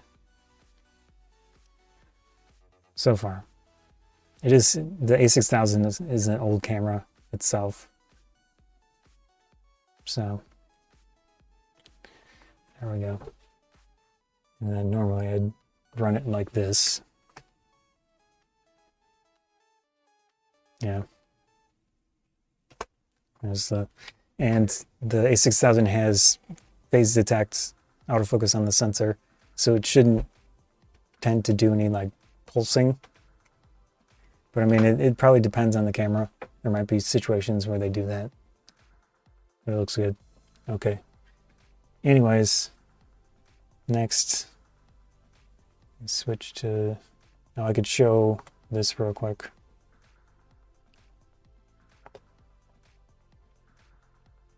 Change the face cam thing. Yeah, this is OBS. This is the software you use to do streaming, usually. It's open source. It's honestly like one of the most impressive pieces of software for creative stuff ever. But it's currently in studio mode, so I have two different views. You can turn that off. Basically, I can adjust what's going on here while not changing the live view, which is cool. So if I want to transfer that, I have a thing set up on here to transfer it. So now you only see me. And then that's my combo of things that I have on it at the moment. So we've got face cam, top right, hands-on camera, which is not on. The back camera is running, so I could jump to this. And then I would have to transition Whoops, did I press the wrong thing? I did. Okay, that's, anyways. So transition, now you see me in the back. Pretty cool. And if I'm gonna go back to this, I can go back to that. Very nice. A6000 is old and reliable. It is. It's a fantastic camera, in my opinion.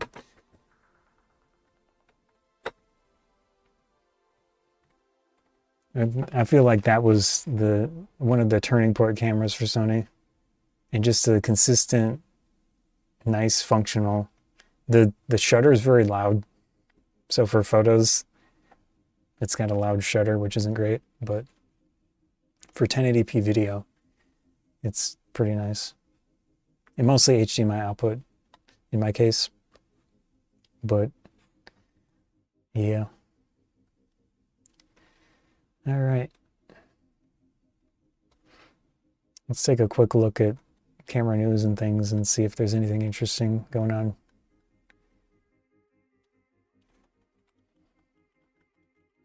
B&H is one of my affiliates. I like their website because you can sort by newest.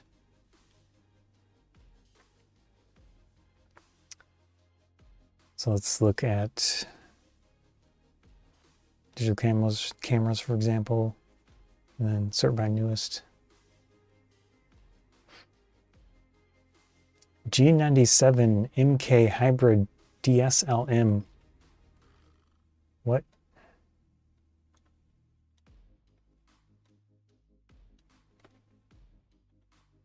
A fixed lens thing. Oh. No, is it? No. Okay, it's not.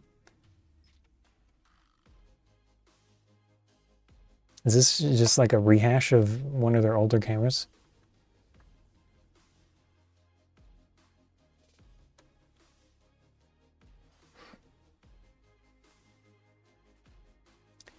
I don't know what this is. I don't pay too much attention to Panasonic, honestly. Let's see. Actually, maybe I'll change my thumbnail.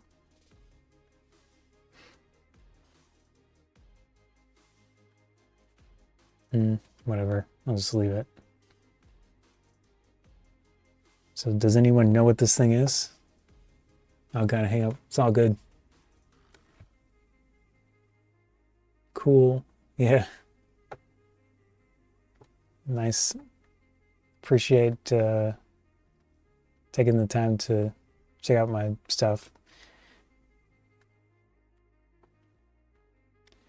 All right. Where's my OBS? Here it is. Swap back to normal mode. Studio mode is nice in OBS, but then I always forget to transition stuff to the live view. Change to some other color here.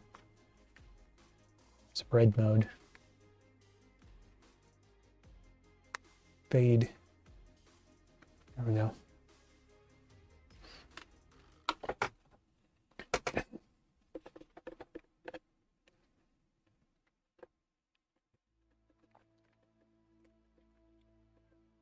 Whoops. Let's see if we can figure out what this thing is, because I don't know if it's a remake or a what. G97 doesn't sound familiar. I mean, they wouldn't discount a new camera. G97 Mark 9. What? Creative something? Oh, I'm gonna swap. I'm gonna turn this off and swap to my other microphone. Yeah. If you didn't see the earlier part of the stream using a wireless microphone, this is a newer CM28. I have it connected to the computer, the receiver end, and I have one of the transmitters on. Nice thing about these transmitters is that they have internal recording, so 4 gigabytes of memory inside storage. So I'm going to turn that off. I think it's the set button. Yeah. So now it's stopped doing the internal recording. There we go. I wouldn't say that the wireless capabilities of this are amazing, but having that backup track is great. So, and this is a Sony lapel microphone. Right there. Just a cheapo thing. Anyways, I'm gonna switch back to this thing.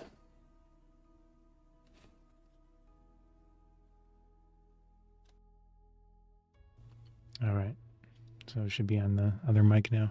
It's probably a bit quieter, but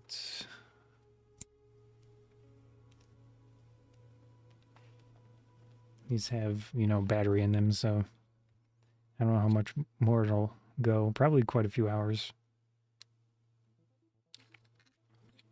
All right. So I'll have to charge that when I remember. And it comes with 2 of them.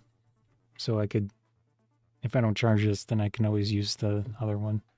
Or you can use them at the same time and have 2 people.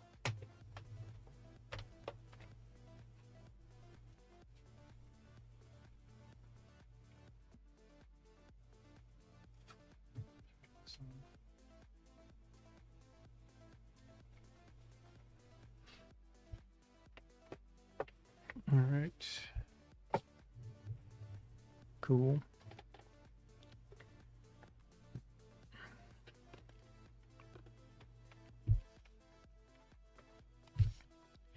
Well, I still don't know what this thing is. Lumix G97.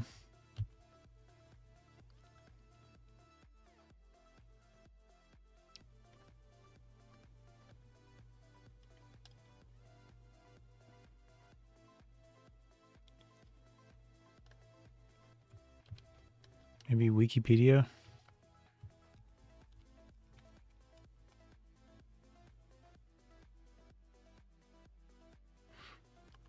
$2024.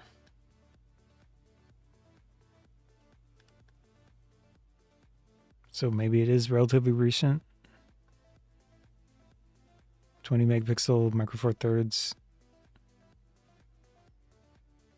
It's probably contrast based autofocus. We'll see.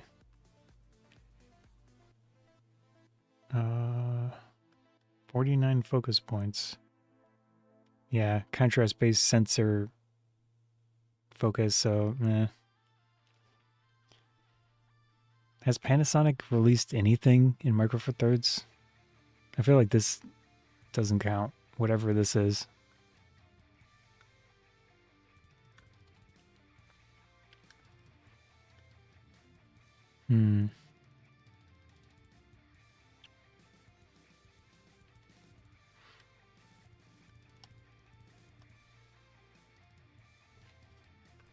USB 2.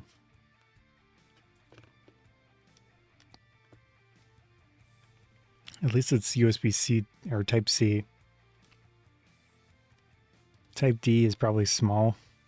I'm not sure what the lettering is for HDMI ports. Oh, micro. Okay, it's micro, yeah.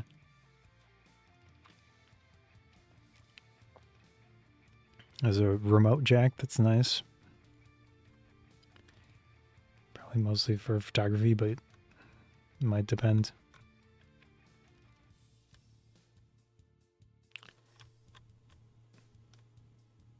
Yeah. Anyways. Maybe it's a different lens or something. That could be why it's quote unquote new. Like a different bundle. The S9, that's also kind of new, but it's been out for quite a while now. So this is probably some type of new bundle on here, which I think I can remove those from the list. Base model. Yeah, it still shows the S9.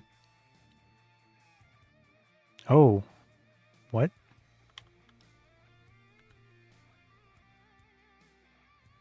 Oh no. Why is this different?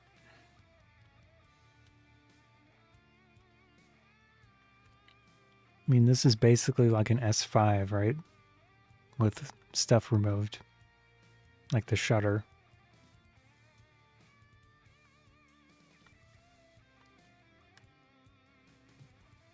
I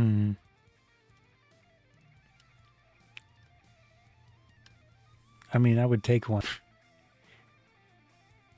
Now the S5... Yeah, this is so weird. It is sorted by newest. Maybe they just updated them or changed something about them. But the S5 II is... I would definitely go for something like this. Oops, where's the page? So technically I'd prefer the X version.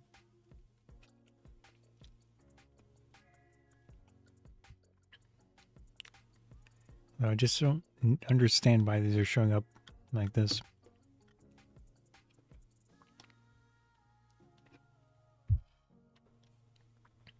This is a nice camera though, in general, from what I've seen. I haven't used it, but I've never used... I don't know about never, but I don't think I've used any Panasonic stuff anytime recently.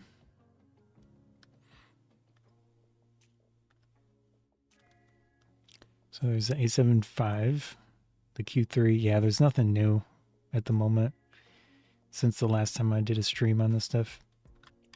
Let's look at the lenses. Lenses.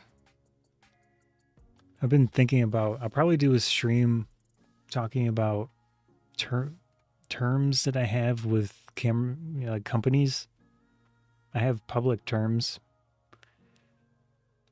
but I'm thinking of trying to just change it in a way that I do more live streams instead of these produced videos that basically kill me with editing, and there's very little upside. I can go over my terms a little bit here as well. The current ones.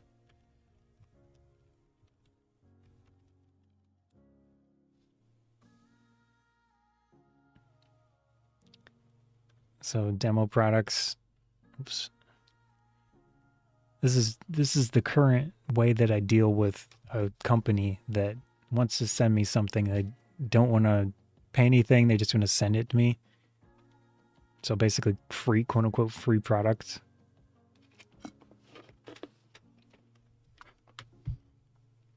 But it's not, in reality, you know, my time is not free, but it clearly has kind of not high value at the moment. But also, if it's over $200 in the United States, you're supposed to pay tax on the value of it. So I'm technically, if it's anything of a reasonable value, I'm in the hole, you know, financially for making a video. So there's not a ton of upside to producing an edited video on a thing that a company sends me for free, is what I'm saying. I like doing it in the sense that I like showing and trying cool new stuff and things. So for example, those Lano, the charger and the memory card reader thing that I'm still editing the video for the memory card reader, but I did post the video for the charger. Those are unique, right? So with the, maybe not unique, but they're unique to me because I've never used a battery charger that has reverse charging on it, that uses the camera battery power to do reverse charging. That's pretty cool. and I've dealt with them before, and the person that I've dealt with there is just like cool. So I'm like, sure, send it. But those take a long time to produce. And anyways, I've gone over this before, but these are my current terms for the free product stuff. I did change it recently to include the live stream portion. So I've opened it up and just made it like, hey, if your thing has an issue, it's going to be shown in a live stream. So I give them idea of how it's going to work. So that's this. I'm going to unbox it. I'm going to try it. But part of the reason I'm thinking about switching this up, which I don't know if companies would go for anyways, is just do the live stream and then maybe produce some clips from it. Jeez, I'm burping, sorry.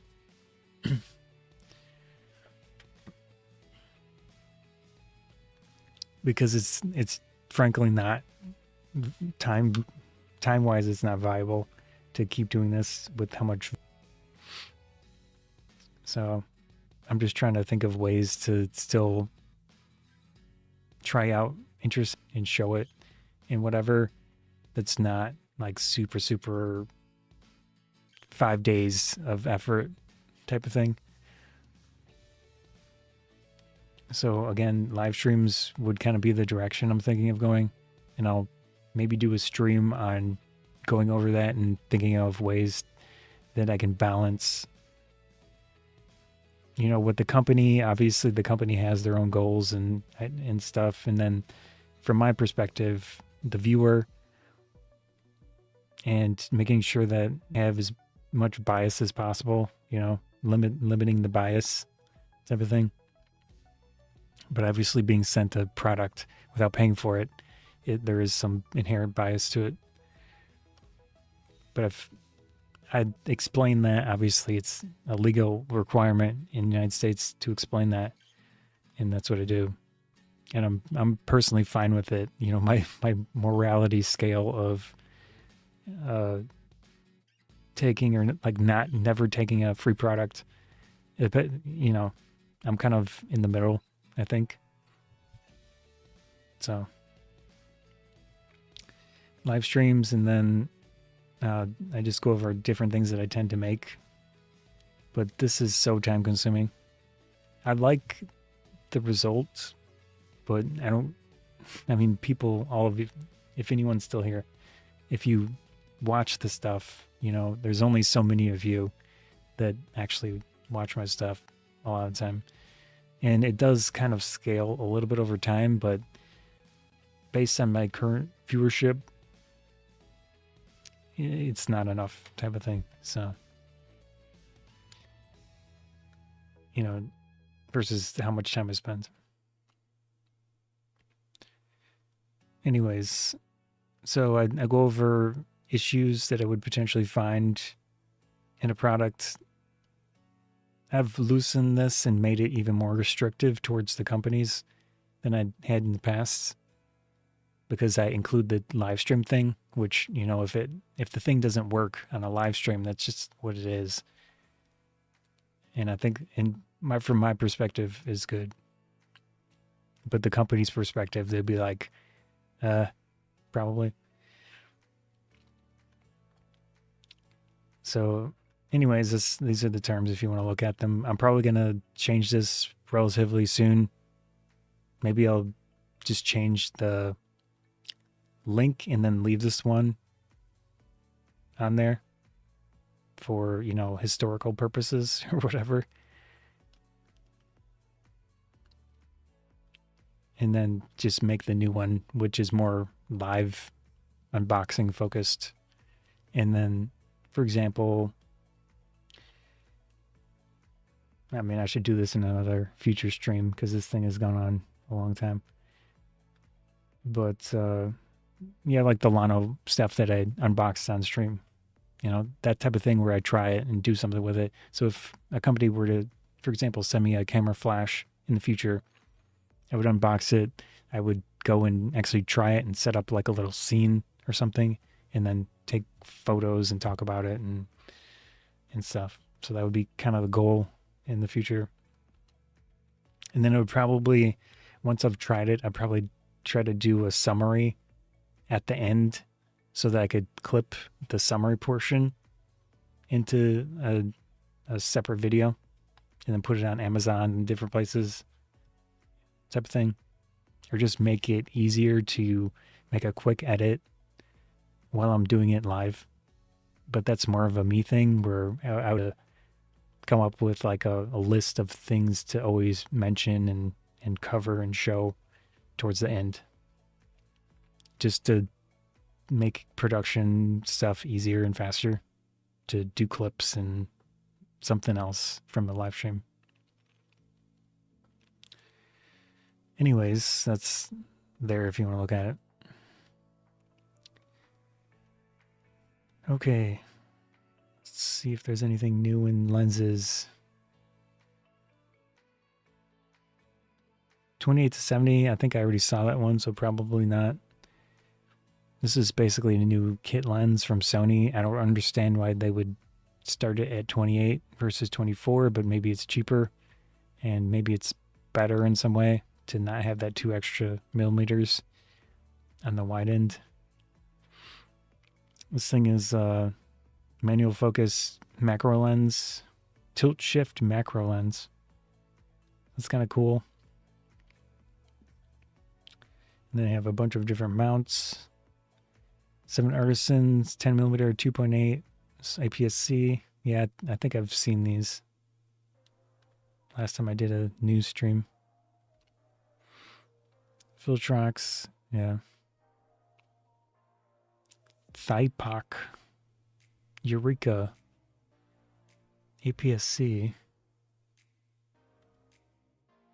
manual focus. Okay.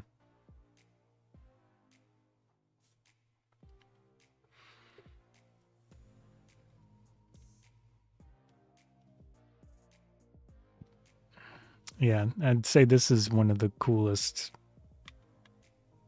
lenses for the moment, especially from the major manufacturers. 45 f1.2 STM, so with autofocus, and then the under $500 US. Pretty cool. But I haven't used Canon since EFM, and I'm not in a position to be buying cameras, so probably not be able to try anything of their stuff anytime soon, unless they decide to contact me, which I've never had any of the larger manufacturers contact me.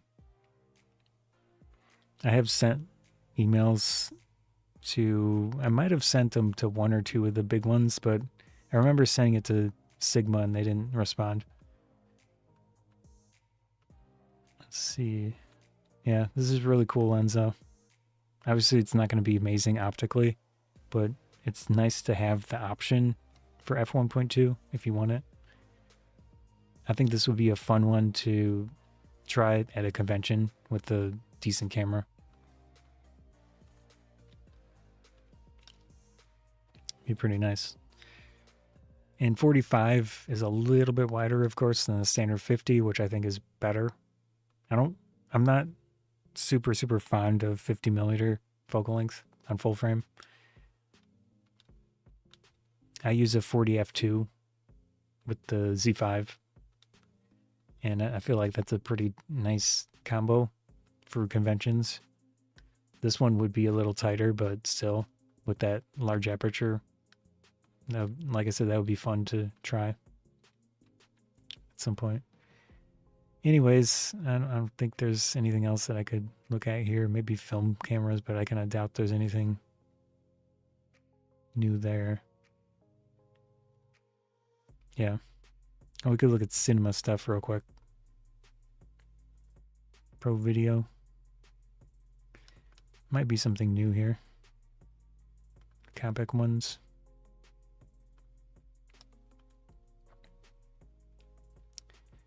So Blackmagic. Oh, let me change. That might be a new kit. Yeah.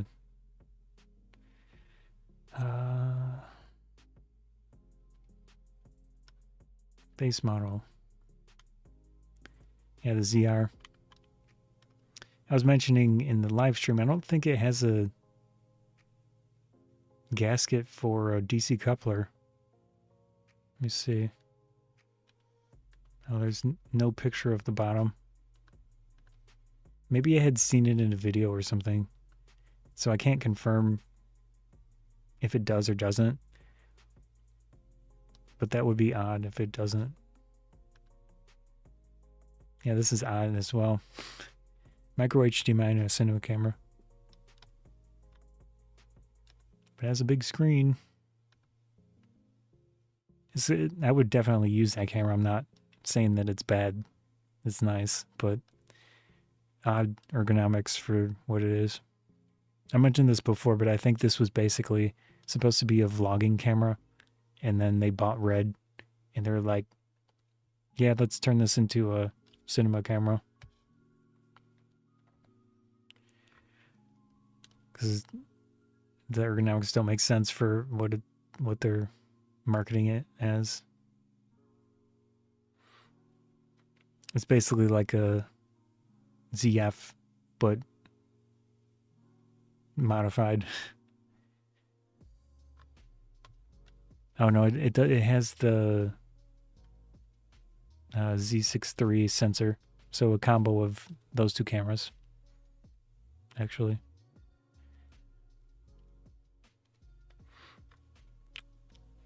Yeah, I think that's probably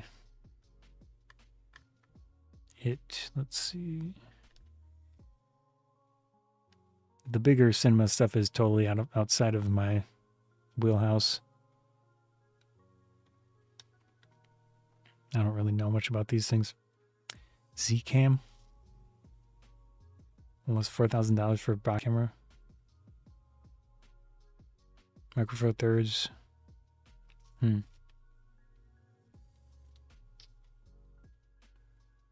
GFX Eterna. So this is medium format.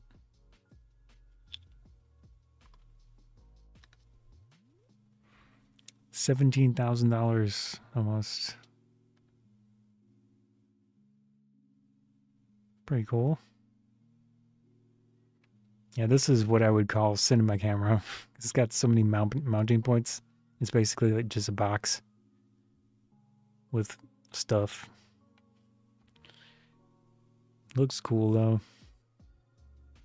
Look at that.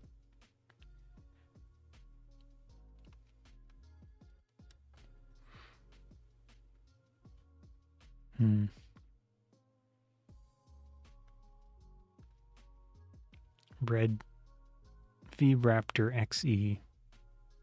This is full frame. Global shutter. Yeah.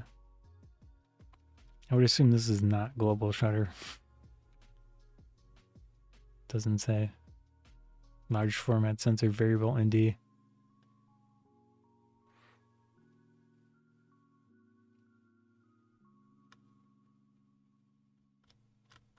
Yeah, these are nice, but nothing that I would probably ever do anything with. Oh, it was premium, so that was just box camera. Here's the special stuff, I guess. It looks like the same ones. 78,000, 79,000. Yeah.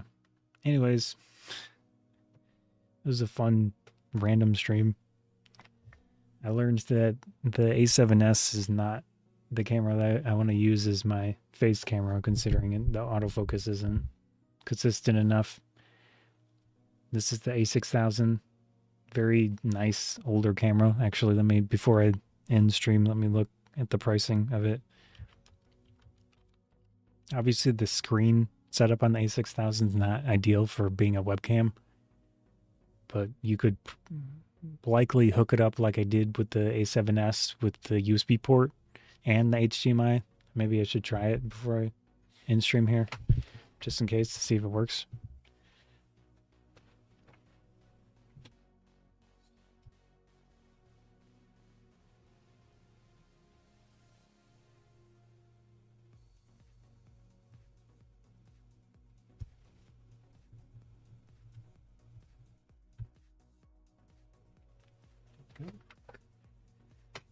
Yeah. So we'll see if it actually is capable. I'll switch to my back camera.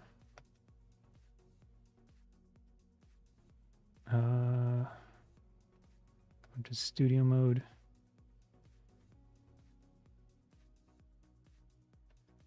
I have to change the setting.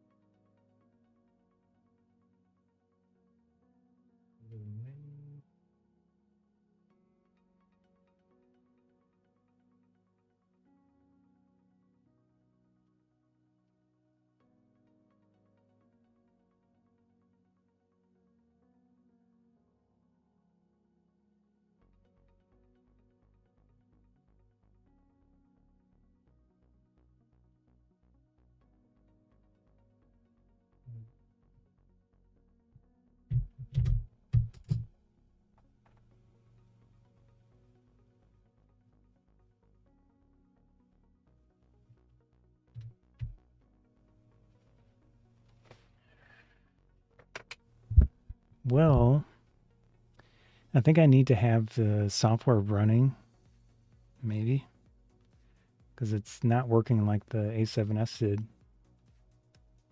which is interesting. Or maybe I just did something in the very particular order that made it work right, which is possible. Let me pull up this. Or maybe just the A6000's, for whatever reason, not... Oh. Hey. Yeah, so the... Looks like you need to have the software running.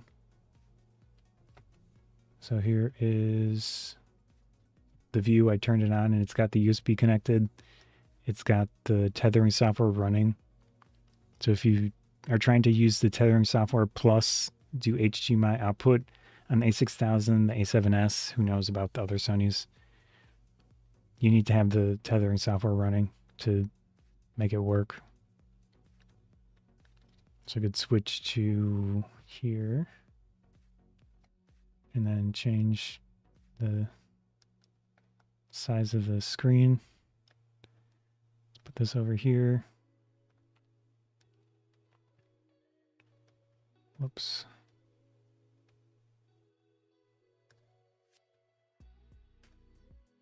Transition this to live view. Okay, it already looks like this has more features than the A7S did. This has a histogram thing, which wasn't on there when I used the A7S. We've got the white balance settings, which look the same. Although I'm pretty happy with the look of the Sony by default. I mean, it's the A6000, not the A7S. So I don't need to change that, I don't think. Got the aperture control, ISO control. So this is, I mentioned before, but it's a Sigma 18 to 50 millimeter f2.8 DCDN contemporary lens for E-mount, which is an APS-C lens. So at f2.86 ISO 640 and then 1/60th of a second shutter speed. Yeah, it doesn't look like I can control focus settings. There's AEL, there's video, something. Yeah, all the focus settings are grayed out like they were for the A7S. But if you do want to change shutter speed, aperture, ISO, you can do that, which is cool.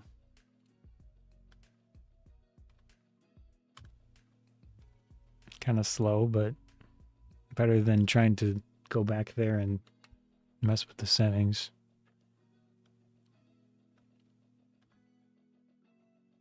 Level 5 DR. So here's level 5 DR. Yeah. DR off. Or DRO. So there's D-R. It's got D range optimizer. DR off. DRO. Yeah.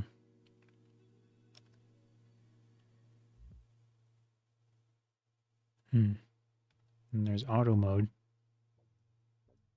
Okay.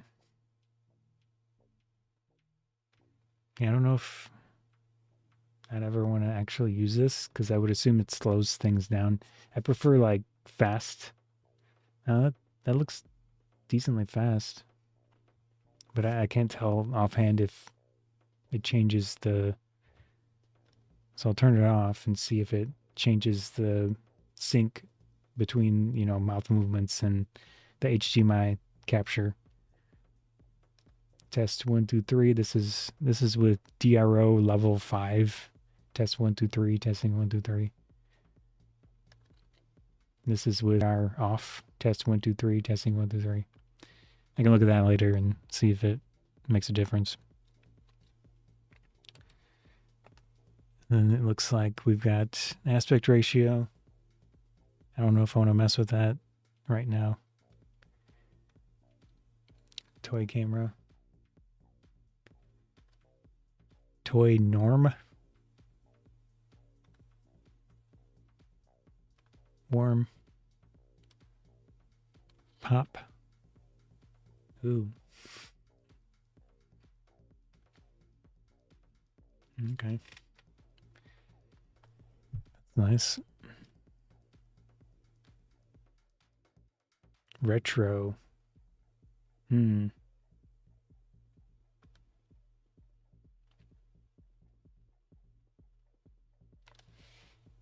Yeah. I'm blocking the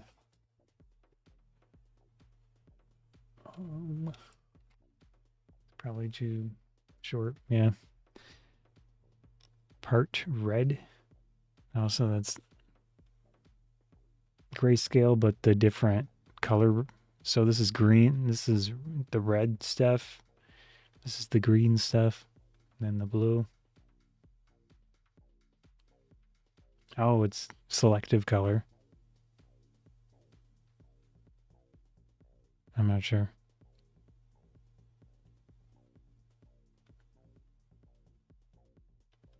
And then here's black and white. Oh, that's very punchy. Huh.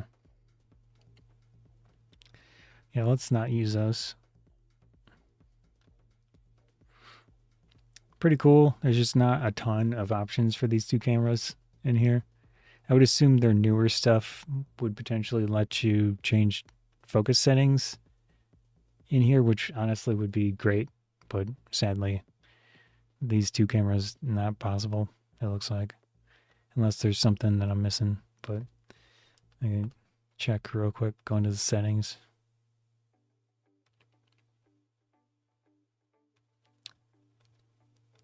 Pairing, delete all pairing information. There's bulb mode, live view, touch to focus.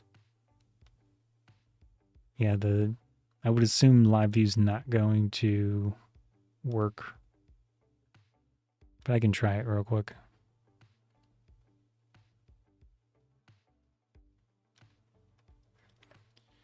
Let's see.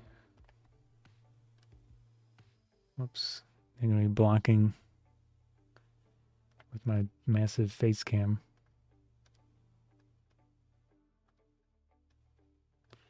All right. There we go. Oops, what was I doing? All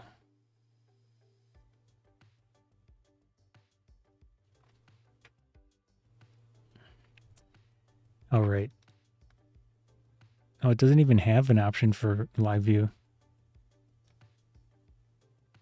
Yeah, so the A6000 doesn't even have option for live view. Because it was up here with the A7S. But it didn't work when I was outputting HDMI. Which is fine. I wouldn't really need it on screen anyways. Yep. Okay, I'm going to head out. That was fun. Trying things out. I know now that I need to use the A6000 of the cameras I have at the moment. The A6000 is the most consistent. I do have a ZV-E10, but that's for the other setup.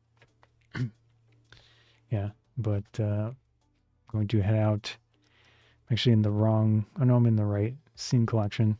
I don't even know when I switched that. Gonna head out. Peace. See ya. Hopefully, if you ever watch this after the fact, you get something useful out of it. See ya. Bye.